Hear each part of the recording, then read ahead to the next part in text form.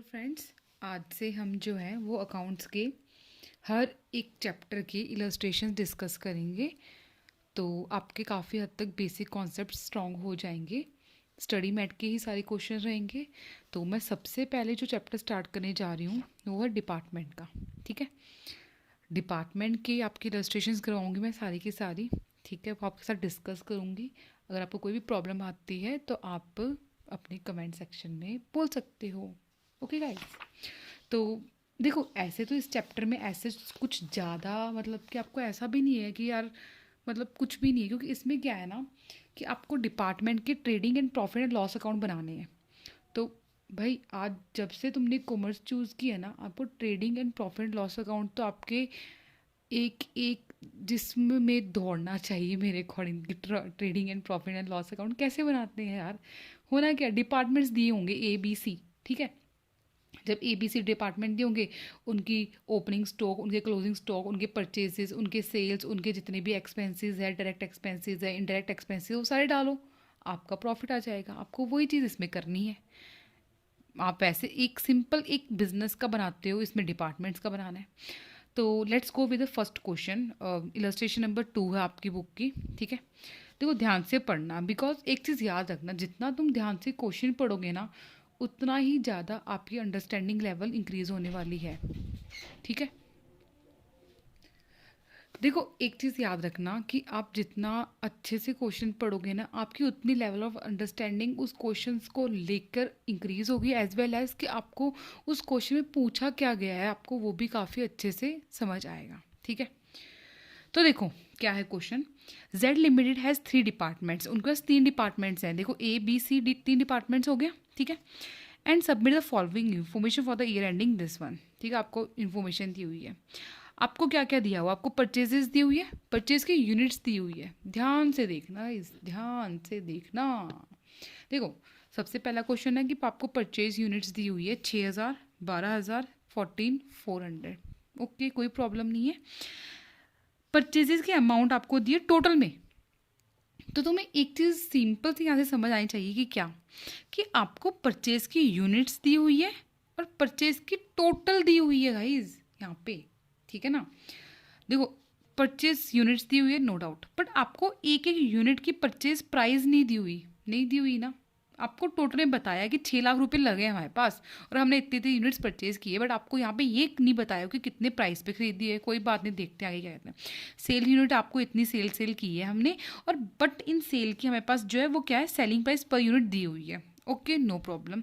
वो तो अगर हम इसको मल्टीप्लाई करके हम टोटल सेल वैल्यू भी निकाल सकते हैं, वो भी कोई दिक्कत नहीं है। क्लोजिंग स्टॉक आपको दिए 600, 960 और 36 दी हुए हैं। आपको इसमें ट्रेडिंग अकाउंट बनाना है जेड लिमिटेड का। Assuming that the rate of profit on sale, मतलब जो सेल पे प्रॉफिट है वो यूनिफॉर्म है इन ईच केस। क्या बोल रहा है वो, ये बोलना चाह रहा है जो रेट ऑफ प्रॉफिट है सेल्स पे, रेट ऑफ प्रॉफिट मतलब जीपी रेशियो जो है आपकी हर एक केस में सेम है। मतलब कि चाहे A डिपार्टमेंट है, चाहे B डिपार्टमेंट है, चाहे C डिपार्टमेंट, आपके पास क्या है, सेम है। तो आपको एक चीज़ समझ ये भी आनी चाहिए कि भाई चाहे आपको एक चीज़ पता है कि जो जीपी रेशियो होती है, चाहे आप 1 यूनिट का निकालें, चाहे आप 10 यूनिट्स का निकालें, चाहे 1,000 यूनिट्स का निकालें, आपका जीपी रेशियो हर एक यूनिट पे टोटल में सेम होता है। नहीं समझ आती ये चीज़, मैं बताती हूँ। देखो एक चीज़, आप मानो 1 यूनिट का मानो आपको सेल्स दी हुई है 100। ठीक है, आपको कॉस्ट पर यूनिट दी हुई है 80, तो आपका प्रॉफिट कितना आएगा, 20। ठीक है, जीपी रेशियो 1 यूनिट की, मैं यहाँ पे लिख रही हूँ 1 यूनिट गाइस, याद रखो 1 यूनिट की निकाल रही हूँ अभी मैं। तो 20 divide by 100 into 100, that is 20%। कोई बात नहीं। अब मैं 1 यूनिट का ना निकालते हुए मैं बोलती हूँ कि मुझे 50 यूनिट्स की निकालनी है जीपी रेशियो। बताओ, तो सेल वैल्यू क्या आ जाएगी अपने पास, मल्टीप्लाई करो 50 यूनिट्स इंटू ये 1 यूनिट का है ना, 50 इंटू 100, 5,000। ठीक है, देन अपने पास कॉस्ट अगर निकाल लें, इसकी कॉस्ट पर यूनिट निकाल लें तो मल्टीप्लाई करो 4,000। डिफरेंस कितना आ जाएगा 1000 का, ठीक है। तो आपके पास ये प्रॉफिट आ गया। तो याद रखना 1000 डिवाइड बाई 5000 इंटू 100, ये भी 20% ही आ रहा है आपके पास। तो तुम्हें एक चीज़ तो क्लियर होनी चाहिए यहाँ पे कि जीपी रेशियो चाहे आप 1 यूनिट का निकालो, चाहे 50 यूनिट का निकालो, चाहे 100 का निकालो, आपका जीपी रेशियो सेम ही आने वाला है। ये चीज़ तो क्लियर है, इसमें तो कोई दिक्कत नहीं होनी चाहिए आपको, है ना। ओके, कोई बात नहीं, हम आगे देखते हैं। अब देखो इस क्वेश्चन में है क्या, अब हम करने क्या वाले हैं। देखो आपको, तुम्हें ये चीज़ तो पता है कि आपको टोटल कॉस्ट दी हुई है, ठीक है। आपको इन यूनिट्स की टोटल कॉस्ट दी हुई है, ठीक है। आपको, आप अगर इन यूनिट्स की सेल वैल्यू निकाल लो, भाई तुम्हें सेल प्राइस तो गिवन ही नहीं पर यूनिट की। अगर मैं 6000, 12000 एंड 14400 की सेल्स वैल्यू निकाल लूँ इनको मल्टीप्लाई करके, तो मेरे पास टोटल सेल वैल्यू नहीं आ रहेगी इन यूनिट्स की। अगर मुझे इन यूनिट्स की कॉस्ट भी पता हो जाएगी और इन्हीं यूनिट्स की सेल वैल्यू भी पता हो जाती है, तो डिफरेंस जो होगा प्रॉफिट होगा या नहीं होगा, होगा ही ना। तो जो डिफरेंस होगा वो प्रॉफिट आ जाएगा अपने पास, और प्रॉफिट का अपन सेल से डिवाइड करके जीपी रेशियो निकाल लेंगे। तो वही चीज़ इन्होंने की है यहाँ पे, देखो क्या किया है, ध्यान से देखना। प्रॉफिट मार्जिन कैसे निकाला है, आपको डिपार्टमेंट ए बी सी 3 दिए हुए हैं, 6000, 12000 इतने दिए हुए हैं। आपने क्या आ गया, सिंपल सा इन सारी यूनिट्स को इनकी सेल प्राइस से मल्टीप्लाई कर दिया, तो आपके पास सेल्स वैल्यू आ गई, और टोटल कितनी आ गई, 15 लाख रुपए आ चुकी है। लेस करना इसमें से परचेज वैल्यू, परचेज वैल्यू कितनी है, 6 लाख रुपए की है, तो इनका डिफरेंस कितना आ जाएगा, 9 लाख रुपए का आ जाएगा। तो प्रॉफिट मार्जिन रेशियो कितनी आ जाएगी, 60% आपकी प्रॉफिट मार्जिन रेशियो आ जाएगी। कोई डाउट मुझे, मेरे अकॉर्डिंग इसमें होना ही चाहिए। अब आप ये ज़रूर पूछ सकते हो कि आपने जो है वो कैसे कर लिया, मतलब आई मीन कि कैसे आपने इसका जो है वो, मतलब आप कैसे मान सकते हो कि जितनी परचेज़ की वो सारी सेल हो गई। भाई मैं ये मान नहीं रही कि जितनी परचेज़ की उतनी सेल होगी, मैं सिंपल सा ये फैक्ट लेके चल रही हूँ कि मुझे उन यूनिट्स की जो है, ठीक है। तो मेरे अकॉर्डिंग तुम्हें इसमें प्रॉब्लम नहीं होनी चाहिए कि हमने यहाँ पे प्रॉफिट कैसे निकाला। हमने कैसे निकाला गाइज, जो आपको यूनिट्स दी हुई थी, हमने इन यूनिट्स को उसकी सेल प्राइस से मल्टीप्लाई कर लिया, और जो सेल वैल्यू और कॉस्ट का डिफरेंस आया, that is called the profit. तुमने प्रॉफिट मार्जिन निकाल लिया। अब देखो, होता तो आपको पता ही है कि आपको जीपी किस पे होगी, प्रॉफिट जीपी जो रेशियो होगी 60% वो किस पे, सेल्स पे है। तो मैं सेल्स माइनस जीपी कर लूँ तो मेरे पास क्या आ जाएगा, परचेज प्राइस आ जाएगा। तो इन्होंने भी यही किया इसके अंदर। देखो नेक्स्ट के अंदर क्या किया है, statement show the department wise per unit cost कैसे निकाली है, और परचेज कॉस्ट भी बोल सकते हैं हम। सेल वैल्यू में दी हुई सभी की, अगर सेल वैल्यू में से मैं 60% को प्रॉफिट माइनस कर दूँ हर एक डिपार्टमेंट का, तो 40 इंटू 60% 24, 45 इंटू 60% 27, 50 इंटू 60% 30 रुपीज़, ठीक है। तो अगर मैं माइनस कर दूँ इसमें से, तो मेरे पास क्या आ जाएगा, परचेज प्राइस आ जाएगा। ईजी। अब परचेज प्राइस हमारे पास आ चुका है, और नंबर ऑफ यूनिट्स हमने परचेज कितनी की थी, 6000, 12000 और 14400 परचेज की थी। अगर मैं पर यूनिट को मल्टीप्लाई कर दूँ तो मेरे पास परचेज प्राइस आ जाएगी, ठीक है। तो मेरे पास एक तो वैल्यू आ चुकी है परचेज प्राइस की, परचेज की वैल्यू आ चुकी है। सेल्स की वैल्यू मेरे पास वैसे ही है, क्योंकि उन्होंने देखो सेल्स का दिया हुआ है 61, ये सभी की सेल प्राइस हमें दी हुई है। अच्छा, तुम्हें एक चीज़ यहाँ पे डाउट ये होनी चाहिए कि क्लोजिंग स्टॉक है, क्लोजिंग स्टॉक की भी हम जो है उसके जितने ही परचेज किए उससे मल्टीप्लाई करके क्लोजिंग स्टॉक की वैल्यू भी निकालेंगे।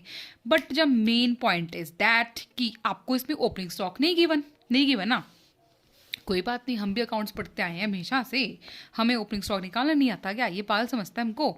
तो opening stock plus purchases minus closing stock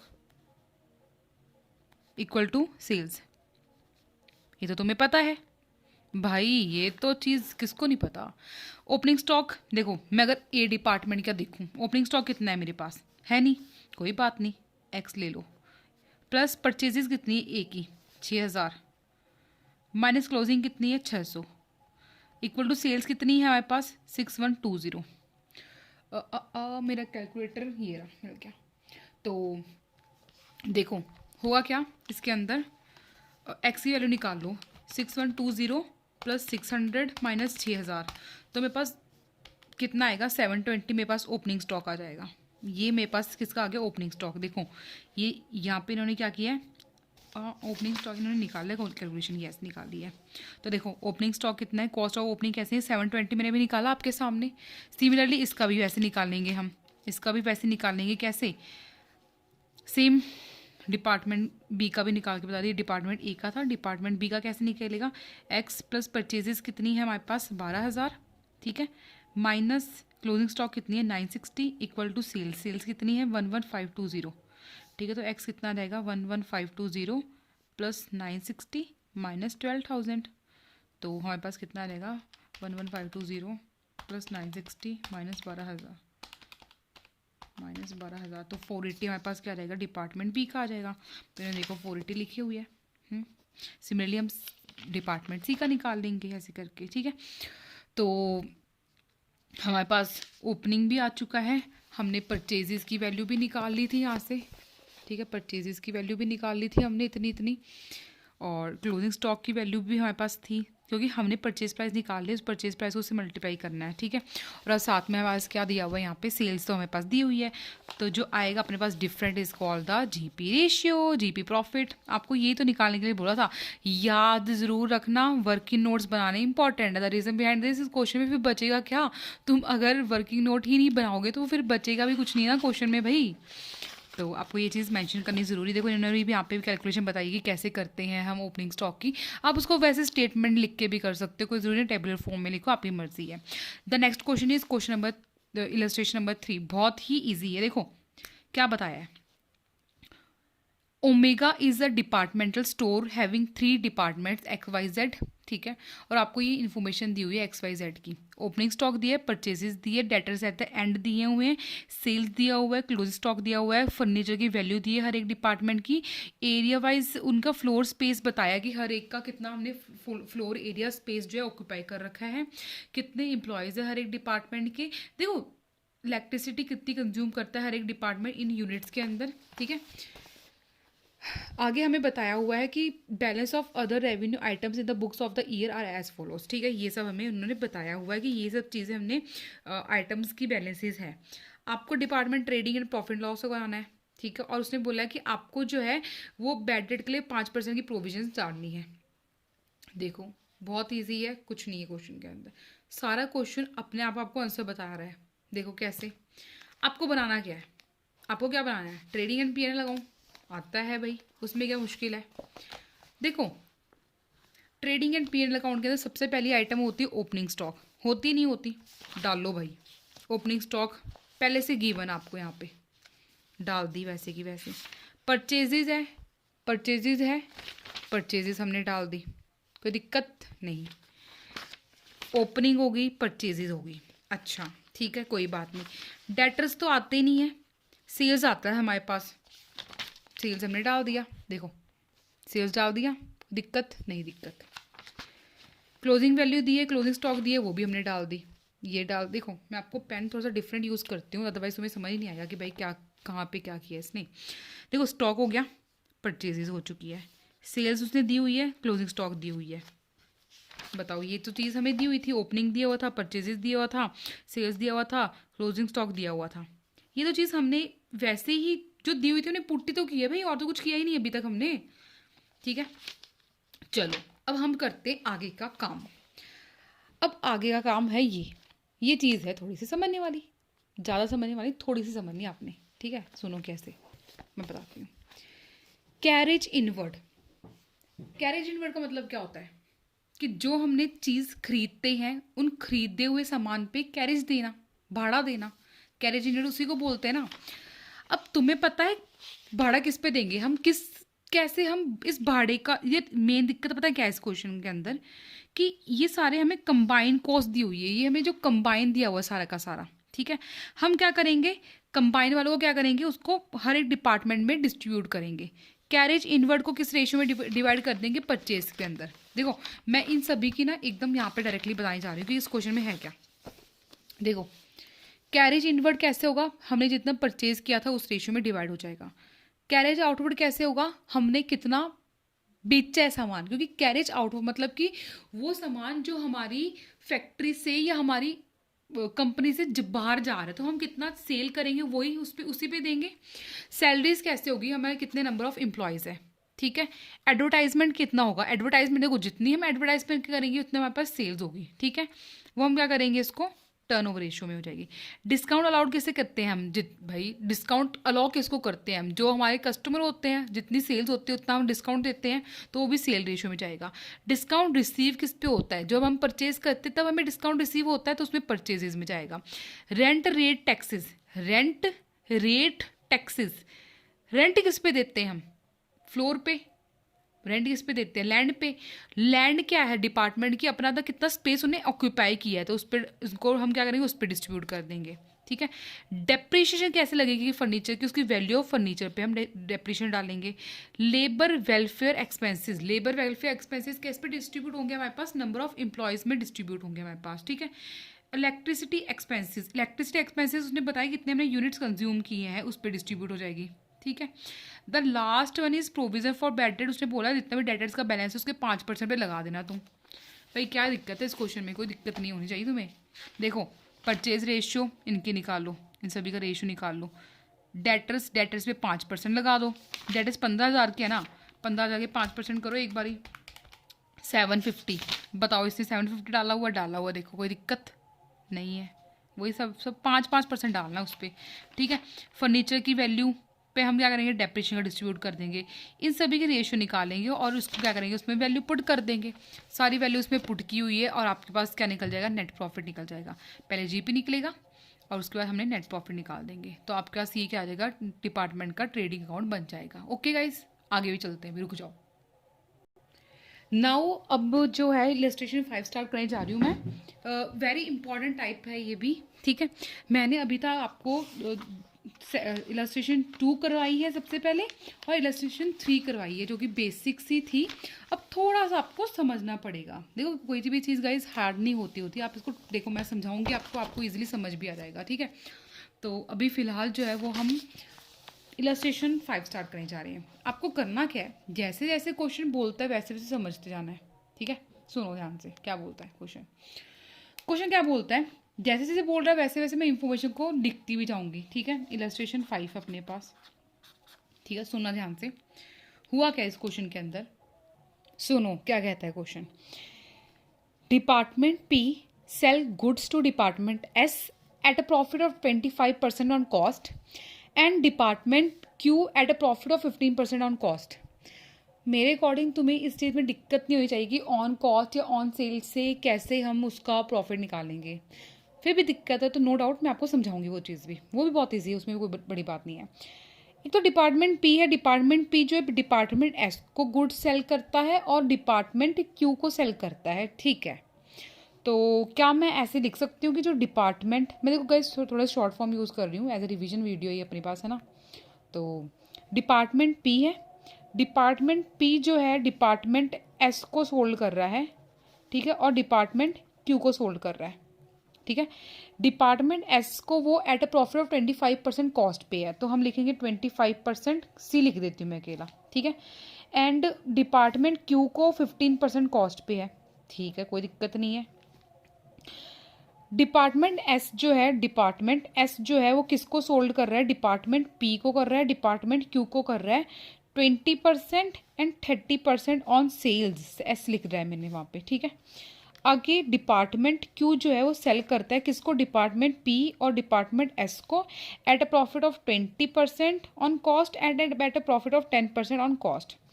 तो ये जस्ट मैंने एक छोटी सी इंफॉर्मेशन लिखी है, आगे वो क्या कहता है वो सुनो तुम ध्यान से। अच्छा, डिपार्टमेंट के जो मैनेजर्स हैं are entitled to 10% commission. No doubt, कोई बात नहीं। इसमें बोला है कि जो डिपार्टमेंट के मैनेजर्स हैं उनको जो है वो कमीशन मिल रही है 10% की। ठीक है। किस पे मिल रही है? नेट प्रॉफिट पे मिल रही है। Subject to unrealised profit on department sales been eliminated. ध्यान से देखो वो क्या बोलता है। कहता है कि डिपार्टमेंट के मैनेजर्स को 10% की कमीशन मिलेगी नेट प्रॉफिट्स पे, लेकिन वो नेट प्रॉफिट्स जो है अपने पास जो है, तो इसमें एक चीज़ समझने वाली ये है कि वो ये तो बोल रहा है कि मैनेजर्स को जो है कमीशन मिल रही है नेट प्रॉफिट पे, लेकिन उस नेट प्रॉफिट में से जो अनरियलाइज प्रॉफिट होता है वो एलिमिनेट होना चाहिए। ठीक है, ये भी चीज़ समझ आती है। Department profits after charging manager commission but before adjustment of unrealised profit, मतलब कि ये डिपार्टमेंट के प्रॉफिट्स हैं, ठीक है। इसके अंदर हमने डिपार्टमेंट की जो मैनेजर की सैलरी है वो चार्ज कर चुकी है, मतलब कि इसमें से हमने डिपार्टमेंट के जो मैनेजर्स की सैलरी माइनस कमीशन जो है वो माइनस कर दी है, लेकिन हमने इसमें जो अनरियलाइज प्रॉफिट है उसकी एडजस्टमेंट नहीं की थी। भाई तुम्हें जब वो पहले ये चीज़ बोल रहा है कि आपको इनके डिपार्टमेंट में सबसे पहले अनरियलाइज प्रॉफिट की एडजस्टमेंट करनी है, उसके बाद आपको जो है वो क्या करना है, उसके बाद आपको कमीशन देनी है। बट इन्होंने क्या किया है, कमीशन पहले दे दी, ठीक है, और उसकी एडजस्टमेंट कुछ भी नहीं की। हम सही करेंगे ना, हम इसलिए तो आए हैं यहाँ पे सही करने के लिए सब कुछ। अच्छा, अब तुम एक चीज़ ये पूछोगे मेरे से कि अनरियलाइज्ड प्रॉफिट का मतलब क्या हुआ, वो भी मैं समझाती हूँ। अनरियलाइज प्रॉफिट क्या होता है, देखो, stock laying at different department at the end of the year. देखो गाइस, होता यूं है कि डिपार्टमेंट वाइज हम कुछ ना कुछ स्टॉक ट्रांसफ़र करते रहते हैं वन डिपार्टमेंट से अदर डिपार्टमेंट को। जैसे इसमें क्या बोला है कि ट्रांसफ़र फ्रॉम पी, मतलब पी ने, अब देखो पी अपने आप को तो देने वाला है नहीं कुछ भी सामान, ठीक है। पी ने एस को दिया है 18,000 रुपये का स्टॉक। पी ने, ये स्टॉक अभी भी उसके पास है, stock link at the different department at the end of the year, मतलब कि उसने एस को दिया होगा और कुछ तो सामान बिक गया होगा और कुछ स्टॉक अभी भी लेंगे उसके पास पड़ा है। आगे पी ने क्यू को भी भेजा होगा, एस ने पी को भेजा, एस ने क्यू को भेजा, क्यू ने पी को भेजा, क्यू ने एस को भेजा। देखो अपने आप को तो कोई नहीं सेल कर रहा ना भाई, सिंपल सी बात ये है। अब होता यूं है इसके अंदर कि देखो, जब एक डिपार्टमेंट दूसरे डिपार्टमेंट को कोई भी सामान बेचता है, ठीक है, तो प्रॉफिट ऐड करके बेचेगा, ठीक है। मतलब जैसे 100 का सामान है, ठीक है, 100 का सामान है, तो एक डिपार्टमेंट अगर वो दूसरे डिपार्टमेंट भेजे वो 120 का बेचेगा, ठीक है। उसके बाद वो तीसरे डिपार्टमेंट को 140 का बेचेगा, तो वो अपना प्रॉफिट ऐड करके चल रहे हैं, +20 लेकिन मेरी बात सुनो, इसने तो अपना 20 रुपीज़ बुक कर लिया, बट बाय चांस ये 120 का सामान बिका ही नहीं, वो बिका ही कुछ अमाउंट है, जैसे मान लेते 60 का बिका है, तो इसका प्रॉफिट तो अभी 10 का ही रियलाइज़ हुआ है ना, 10 का तो अभी भी बकाया है प्रॉफिट। समझ रहे हो मेरी बात? जैसे 100 का इसने 120 का बेचा, ठीक है, उसने 20 रुपये प्रॉफिट ऐड कर ली अपने ट्रेडिंग के अंदर, बट उसने 120 का आगे स्टॉक बेचा ही नहीं, उसका स्टॉक अभी भी 60 का है बचा हुआ, तो मतलब उसका 50% जो है वो सामान बिका ही नहीं है। तो जो इसने 20% बुक किया है उसका 10% अभी भी जो है वो क्या है, अनलाइज्ड है। तो वही चीज़ ये बताना चाहता है कि आपको जब कमीशन देनी है तो उसमें आपको क्या करना है, आपको अपने प्रॉफिट्स जो है अनलाइज्ड प्रॉफिट की पहले आपको एडजस्टमेंट करनी है। इन्होंने की नहीं, इन्होंने डायरेक्टली क्या कर दिया, कमीशन दे दिया अपने मैनेजर्स को, ठीक है। तो हम वो सब सही करने वाले हैं, ठीक है। तो पहले तो देखो, ये तो तुम्हें इजी समझ आ जाएगा। जैसे डिपार्टमेंट PSQ है, तो उसने जो डिपार्टमेंट का प्रॉफिट 90,000, 60,000 और 45 बताए हैं। अगर ये प्रॉफिट आफ्टर चार्जिंग है, तो मतलब आफ्टर चार्जिंग का मतलब क्या हुआ, जैसे 100 का अगर प्रॉफिट थे, ठीक है, अगर प्रॉफिट 100 के थे, अगर इन्होंने कमीशन दे दी होगी 10% की, तो कमीशन 10% ऑफ 100 कितना हुआ, 10 रुपीज़, माइनस करके 90 रुपीज़ आ गया। तो मतलब ये 90,000 वगैरह है वो 90 की वैल्यू है, ठीक है। हम 100 पे जाना चाहते हैं पूरे पे, ठीक है। तो हम कैसे निकालेंगे, देखो 90,000 किसकी वैल्यू, 90 की वैल्यू है, हम 100 की वैल्यू निकाल लेंगे, ठीक है। तो कितना आ जाएगा अपने पास, 1,00,000। सिमिलरली 60,000 किसकी की वैल्यू है, 90 की वैल्यू है, हम 100 के निकालते हैं, ठीक है, 6667। सिमिलरली 45,000 है अपने पास, ठीक है, डिवाइड बाय 90 इंटू 100 करेंगे तो हमारे पास 100 की वैल्यू आ जाएगी 50,000। वही चीज़ इन्होंने की है, कोई दिक्कत तो नहीं है ना इसके अंदर। तो भाई देखो, आफ्टर चार्जिंग है, मतलब कि प्रॉफिट अगर 100 का था तो उसने 10% उसमें माइनस करके मैनेजर को कमीशन दे दी है, मतलब कि ये 90 की वैल्यू हो गई। तो 90 की वैल्यू आ गई, तो मतलब 90,000 90 की वैल्यू हम 100 पे लेके आना चाहते हैं, तो डिफरेंस है उसने कमीशन डाल दी। अब सबसे पहले हम इसमें से क्या करेंगे, अपना अनलाइज प्रॉफिट जो है वो माइनस करेंगे। अब देखो खेल आता है शुरू यहाँ से। देखो होगा क्या, हम वर्किंग नोट बनाएंगे सबसे पहले, ये वाला। देखो बहुत इजी सा है, कोई ज़्यादा सिर खपे करने की ज़रूरत नहीं है आपको इसमें। डिपार्टमेंट पी को तो बेच नहीं रहा, डिपार्टमेंट पी डिपार्टमेंट एस को बेच रहा है, और वो कहता है कि डिपार्टमेंट पी ने जो है डिपार्टमेंट एस को 18,000 की गुड्स बेची है, वो अभी भी उसके अंदर बची हुई है, मतलब अभी भी जो है वो सोल्ड आउट नहीं हुई है, मतलब 18,000 पे जो हमने प्रॉफिट बुक किया था वो अभी रियलाइज नहीं हुआ है। तो एक चीज़ याद रखो, देखो हमने ये देखा था कि डिपार्टमेंट एस जो है, देखो एक सेकेंड, डिपार्टमेंट पी जो है वो डिपार्टमेंट एस को 25% कॉस्ट पे बेच रहा है, ठीक है। तो मैं बता कि हमेशा क्या करती हूँ, जिस पे ऑन होता है ना उसको हमेशा 100 ले लेती हूँ, ठीक है। जैसे ऑन कॉस्ट है तो मैं कॉस्ट 100 ले लिया, अगर कॉस्ट 100 है, प्रॉफिट 25 है, तो सेलिंग प्राइस 125 हो जाएगा। आई चीज़ समझ में? ये भी सेम वैसे हो जाएगा, कॉस्ट कितनी हो जाएगी 100 हो जाएगी, प्रॉफिट 15 है तो ये कितना हो गया 115, ठीक है। तो अब आपको क्या बोलना है कि डिपार्टमेंट पी ने डिपार्टमेंट एस को बेचा 25% कॉस्ट पे, ठीक है। तो उसने बोला है कि डिपार्टमेंट पी ने डिपार्टमेंट एस का अभी भी 18,000 अभी भी बाकी है, तो मतलब 18,000 जो है वो अपने पास क्या है, सेल वैल्यू है, ठीक है। क्योंकि पी ने तो एस को सेल्स पे भेजा होगा ना, सामान कोई भी बेचा होगा तो, क्योंकि वो सेल वैल्यू पे बेचेंगे, वो तो अपना प्रॉफिट ऐड करके बेचेंगे। तो 18,000 देखो क्या हुआ, 18,000 कितनी सेल वैल्यू अपने पास, सेल वैल्यू 125 है, इंटू 25 कर देंगे, प्रॉफिट कितना आएगा 3600। तो देखो 3600 आया कि नहीं आया, यहाँ पे आया 3600। सिमिलरली डिपार्टमेंट पी ने डिपार्टमेंट क्यू को बेचा है, ठीक है, कितना 14,000 का, तो हमने क्या किया यहाँ पे 14,000 इंटू 15/115 कर दिया, तो इसका क्या होगा 1826 आ गया, ठीक है, 1826 आ गया अपने पास, ठीक है। तो ये आ जाएगा 5426, मतलब कि डिपार्टमेंट पी का जो प्रॉफिट है 5426 अभी भी अनरियलाइज्ड है, मतलब कि ये अभी भी रियलाइज नहीं हुआ है। तो हम सबसे पहले क्या करेंगे, उसको यहाँ से माइनस करेंगे, क्योंकि सबसे पहले हमें क्या एडजस्ट करना है, जो प्रॉफिट अनरियलाइज्ड है वो माइनस कर दिया, ठीक है।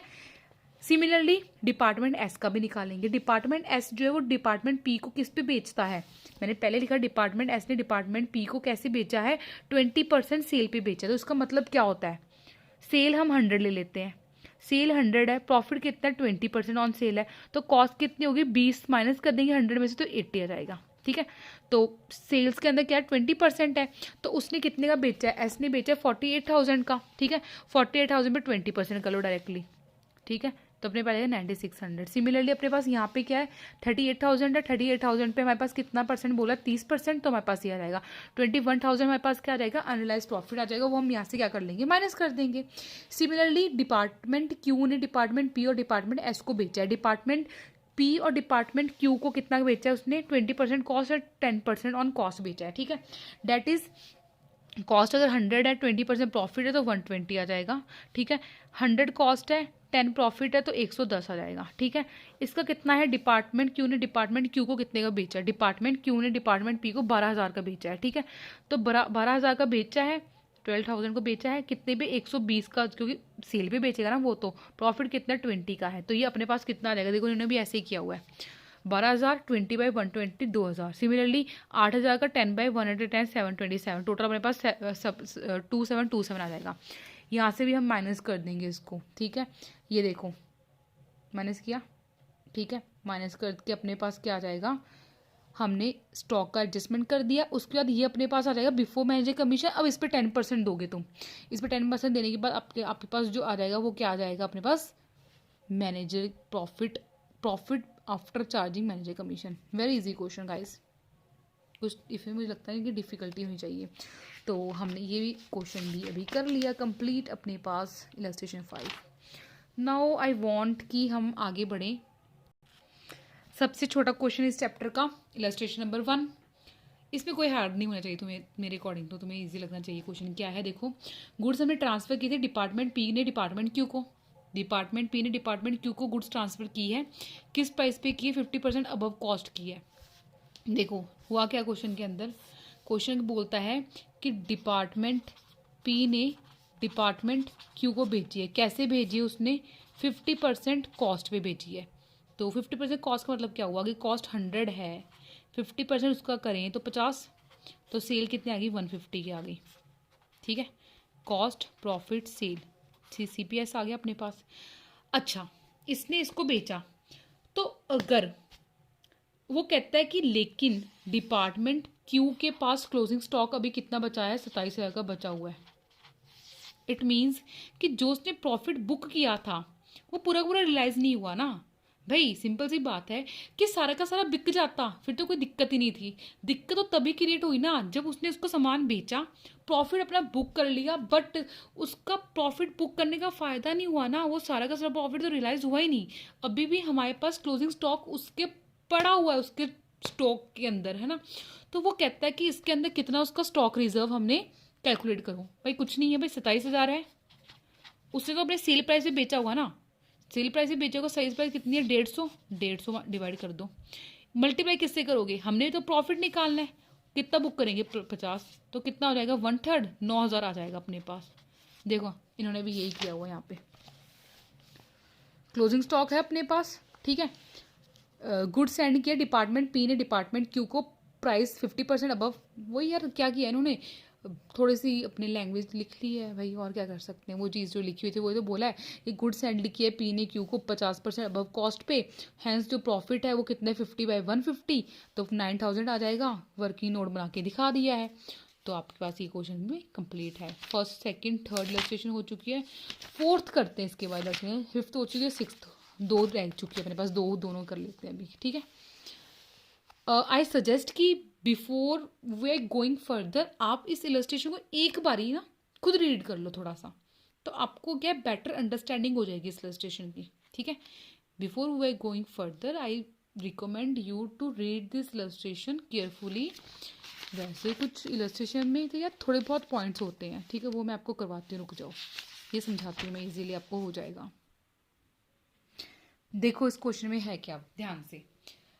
डिपार्टमेंट एक्स है, उसके 2 डिपार्टमेंट्स हैं, एक्स जो है एक्स के 2 डिपार्टमेंट्स है, ए एंड बी, ठीक है। और आपको एक कंसोलिडेटेड ट्रेडिंग अकाउंट बनाना है इसका, ठीक है। एंड एज वेल एज आपको डिपार्टमेंट का ट्रेडिंग अकाउंट भी बनाना है, नो डाउट, ठीक है। आपको 2 रिक्वायरमेंट पूछी इस क्वेश्चन के अंदर। एक तो रिक्वायरमेंट ये बोली है कि आपको कंसोलिडेटेड ट्रेडिंग अकाउंट बनाना है, ठीक है, एज वेल एज आपको डिपार्टमेंट का भी ट्रेडिंग एंड पीएनएल अकाउंट बनाना है। कोई बात नहीं, बना देंगे, उसमें कौन सी दिक्कत की वाली बात है। क्या इन्फॉर्मेशन दी हुई है आपको कि ओपनिंग स्टॉक है, ओपनिंग स्टॉक के अंदर परचेज गुड्स हैं, ठीक है, और जो कॉस्ट लिखी हुई है आगे इन्होंने, देखते क्या मतलब है इसका। परचेजेस दी है, सेल्स दी है, वेजेस दी है, कैरेज दिया है, क्लोजिंग स्टॉक दिया है। क्लोजिंग स्टॉक के अंदर एक तो परचेज गुड्स हैं और फिनिश गुड्स हैं, चलो ये भी चीज़ समझ आती है। अच्छा तुम्हें मैं एक चीज़ ध्यान से समझाती हूँ, ये बाय ए टू बी वाली चीज़ क्या है। देखो परचेज गुड्स ट्रांसफर्ड, अब मेरी बात सुनना, हमने अभी थोड़ी देर पहले चीज़ देखी थी कि हर एक डिपार्टमेंट्स क्या करते हैं, एक डिपार्टमेंट से दूसरे डिपार्टमेंट्स को गुड्स बेचती हैं, बेचती है।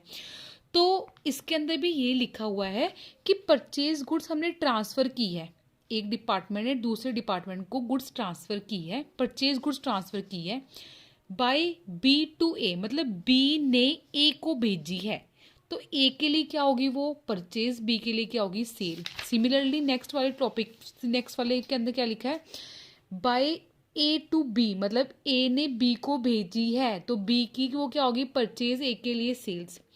फिनिश गुड्स ट्रांसफर हुई है bye A to B, A ने बी को भेजी है, तो बी के लिए क्या होगा परचेज और ए के लिए क्या होगा सेल्स। बी ने ए को भेजा है, मतलब ए के लिए क्या होगा वो परचेज, बी के लिए सेल। अब रिटर्न हुई है गुड्स, तो मतलब रिटर्न हुई है, तो रिटर्न कैसे हुई है, ए ने बी को भेजा है, मतलब कि ए का परचेज रिटर्न, बी का सेल रिटर्न, मतलब ए अगर उसको भेज रहा है वापस, तो इसका मतलब बी ने उसको भेजी होगी ना, तो बी की सेल होगी, तो वो वापस आ गई उसके पास, तो सेल रिटर्न, ए के लिए परचेज रिटर्न। बी ने ए को भेजा, मतलब ए के लिए सेल रिटर्न, बी के लिए purchase return. You are inform that purchase goods जो होती है वो ट्रांसफर होती है mutually at the respective departmental purchase cost. Simple सी बात वो कहता है कि परचेज गुड्स जो है वो कॉस्ट पे ट्रांसफर हो रही है, बट फिनिश गुड्स जो हैं वो मार्केट प्राइस पे ट्रांसफर हो रही है, ठीक है। तो आपको एक चीज़ समझनी चाहिए कि परचेज गुड्स अगर कॉस्ट पे हो रही है तो इसका मतलब कोई प्रॉफिट ऐड ही नहीं हो रहा, मतलब कि 100 का सामान 100 में बेचा जा रहा है, कोई भी प्रॉफिट नहीं है। लेकिन जो फिनिश गुड्स हैं वो हम मार्केट प्राइस पे दे रहे हैं। ओके ठीक है, मतलब कि फिनिश गुड्स पे प्रॉफिट का मार्जिन उनके ऐड किया हुआ है।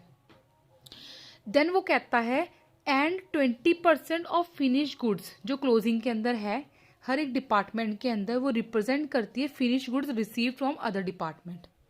इट मीन्स कि जो क्लोजिंग स्टॉक है, क्लोजिंग स्टॉक वो भी कौन सा वाला, फिनिश गुड्स वाला, उसका 20% जो है वो किसका है अपने पास, वो दूसरे डिपार्टमेंट का है।